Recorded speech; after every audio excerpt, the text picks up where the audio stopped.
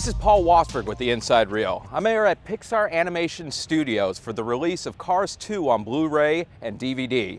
Where I'm going to be talking with John Lasseter, the producer and the animators, about the evolution of Pixar Studios over the many years, how the technology has grown, creating these unique worlds with every genre and the characters that live in them. Please join us. Hey, what's going on over there? He is afraid of Francesco. This is... Yeah, that's that Italian formula car. His name is... Francesco Bernoulli. No wonder there's a crowd. Wait, why do you know his name? And don't say it like that. It's 3 syllables, not 10. What? He's nice to look at, you know, open-wheeled and all. What's wrong with fenders? Nothing. I thought you liked my fenders. All the technical advances that happen at Pixar is really driven by the needs of the story. Every story has something we just don't know how to do. And that's what our folks here at Pixar love. Love those challenges. And Cars 2 was so challenging because we travel around the world. Like a great spy movie, you want to go to really great exotic places. And the challenge was to create all these places, and they're vast. Each place that we go to, Tokyo, London, Italy, Paris, and then make a carified version of that was so much fun. But it took a whole new level of technology to be able to get that kind of complexity on the screen. This is unlike any Pixar film in the sense of the amount of complexity that you're seeing on the screen is like times 10 to what we've done before. I don't know if I could say a specific story would lend itself more to 2D versus 3D. You know, we come from a 3D background, our studio, but we have so many traditional 2D animators at Pixar that were trained as traditional 2D animators, including John Lasseter was a 2D animator. You know, it is really what the story dictates. I'm a big fan of both. I love 2D animation. I love stop motion animation. It's just to me thrilling to see kind of, I'm hoping with the re-release of Lion King, we'll see even more 2D animated films. Why, the Falcon Hawk. Whoa, looking good. Why, thank you, buddy. Coming to the air show tomorrow? Yes, sir, Ray. Well, that's just flat out awesome.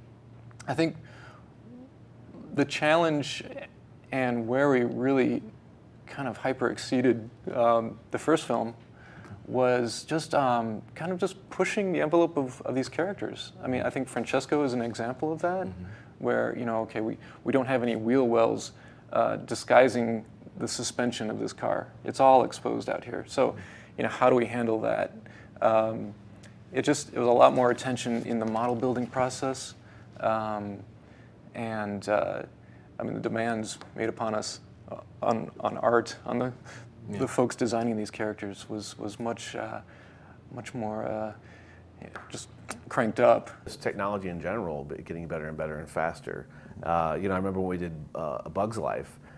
It was difficult at the time. I think that's the first one we used Apix on, which is you graphically render the background, so you don't have to have all the things loaded. You can still see the animation, and it's in a 3-dimensional space. So even though a character is here and it's not loaded, if other character runs into that space, you'll know that it's hitting it.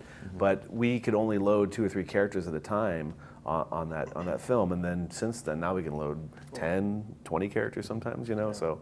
It just depends, and we actually have a whole new operating system we're working in after this film. So it just keeps growing. Yeah, and for this film, you know, Cars got so many things right as far as technology and the look and the design, the aesthetic of the film. I think that you know, what Sean and I tried to do early on the film was make sure all that was in place for the animators, and then also trying to improve any things that, like, there's things when we were animating on Cars where we're like, I wish I had this or I wish I had that. It's a little, you know, this was hard, or we didn't quite get what we wanted there. And we were able to improve, like, we reworked some of our dynamic sort of, we call it Kingpin, which is basically some of the free motion you'd get, like when you animate your shot and you want just a little bit of that overlap and things like that. We did a lot of improvements to that.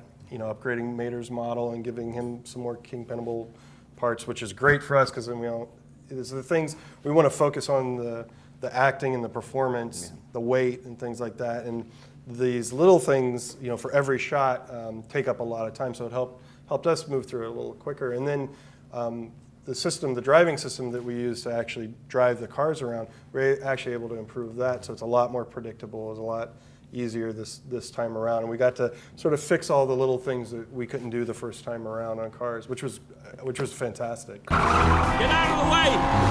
Andate!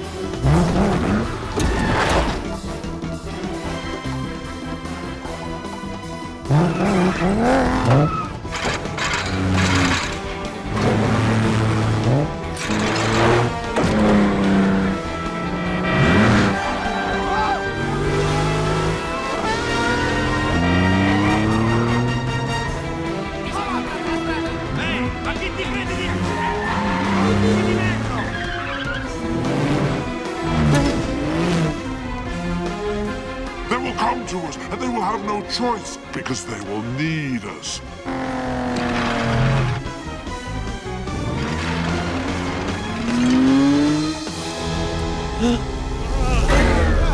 We figured you might stop by.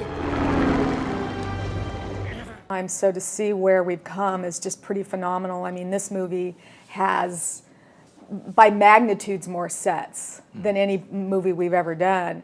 So, I mean, that was our biggest challenge, quite honestly, technically, was just creating all, I joke we built the world. We just are, we didn't necessarily innovate anything different on Cars 2 than other films, but I just think it's bigger and better. First of all, it's really fun to do that, right? It takes about 4 years to make one of our films. And so the level of detail as we were traveling around the world, Harley Jessup, the production designer, and his team just had so much fun creating a carified version of each of the cities we went to. And they did a tremendous amount of research to look at old historic cars from Japan for elements in Tokyo. Modern cars also. Italy, the same thing. You see the buildings, and those are old Italian car parts. It's not just car parts, but the level of detail it comes from the research that we do. The research is so important, and that's what's really fun. And just the more we just had so much fun putting the detail in there because we knew it would make the world believable.